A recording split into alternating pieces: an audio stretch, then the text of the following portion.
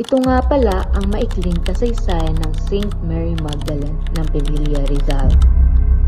Ang simbahan ng Pililla, nakilala bilang Saint Mary Magdalene Parish Church, ay itinatag noong 1583 ng mga pari mula sa Order of Friar Minors o mga Franciscano, sa ilalim ng patronato ni Saint Mary Magdalene.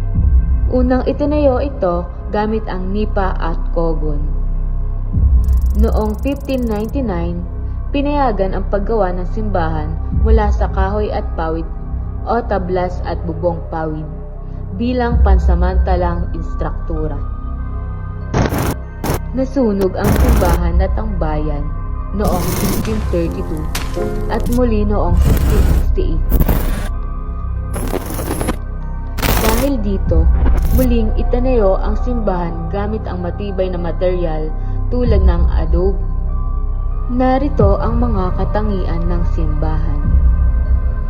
Tulad ng maraming lumang simbahan sa rehiyon, gawa ito sa adobe at may simpleng harapan o facade at kampanaryo o belfry.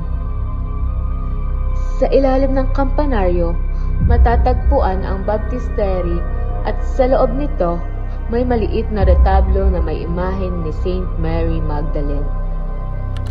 Narito naman ang kahalagahan ng simbahan.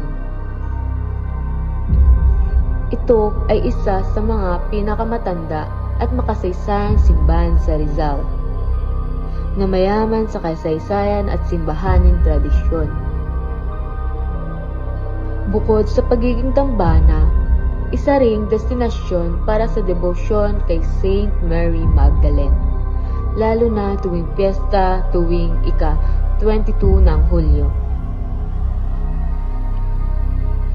Noong 2022, kinilala ang simbahan bilang affiliate church ng pangunahing dambana para kay Saint Mary Magdalene sa bayan ng Saint-Maximin, La Sainte-Baume sa France. Ang kauna-unahang simbahan sa Pilipinas na tumanggap ng ganoong pagkilala. Muli, maraming salamat sa inyong pakikinig.